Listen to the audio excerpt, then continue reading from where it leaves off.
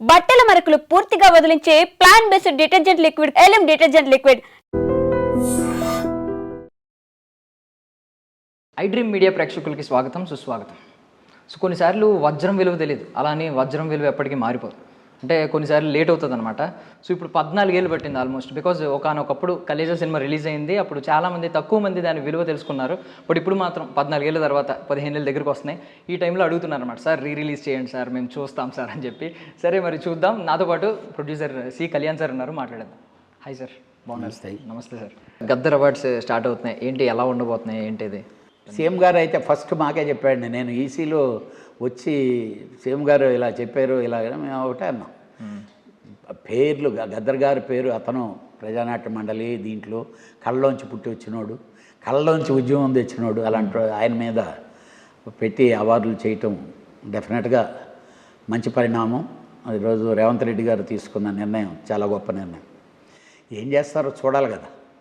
చూసిన తర్వాత డెఫినెట్గా బాగా చేయాలని, ఎందుకంటే రాజు కూడా ఉన్నాడు, అతను ఈవెంట్లు అయ్యి వాళ్ళ సినిమాలకు కూడా ఫంక్షన్లు. ఇది నాకు తెలిసి ఆ ఫంక్షన్కి సినిమా ఇండస్ట్రీలో ఉండే అందరు హీరోల్ని, అందరు డైరెక్టర్లని ఆ ఫంక్షన్కి తీసుకురాగలిగితే ఆ సినిమా ఫంక్షన్ సక్సెస్ సార్. వాడికి ఎడుకు అవార్డు వచ్చింది, మనం వెళ్ళటం ఏంటి, వాడేదో అని కానీ జరిగితే, ఎప్పుడు జరిగే ఇంతకుముందు జరిగిన నంది అవార్డులు కావచ్చు, లేకపోతే ఇంకో అవార్డులు కావచ్చు, రేపు జరగబోయేటటువంటి.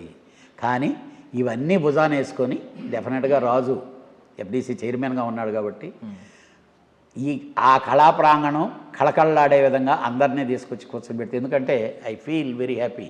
100 years of the Indian cinema function చేస్తే డయాస్ ముందు ఎంటైర్ ఇండియాలో ఉండే వాళ్ళందరినీ డయాస్ ముందు చూడగలిగాం. రజనీకాంత్ని అక్కడే చూడగలిగాం. మరి ఇంకా చెప్పాలంటే మన తెలుగులో లేరు.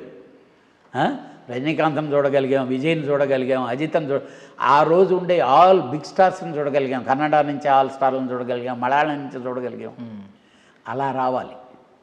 ఇది ఎవడో ఫంక్షన్ అనుకోకూడదు. ఫంక్షన్ చేయకపోతేమో ఫంక్షన్ చేయటం లేదని మనమే అంటాం. ఫంక్షన్ చేస్తుంటేమో ఆ ఫంక్షన్కి నేను వెళ్ళను.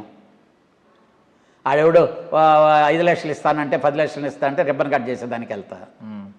It is not it is our function.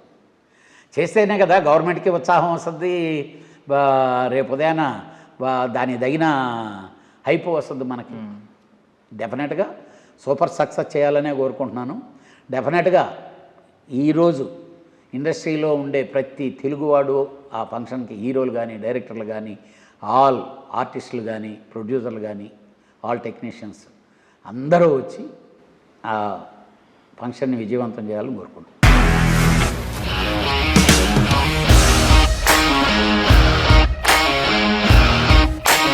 ఇండస్ట్రీలో కమిట్మెంట్ ఇష్యూస్ వస్తే నీకు కూడా వచ్చినట్టు? మార్నింగ్ తీసుకెళ్ళానంటే కొట్టి పడేస్తారు.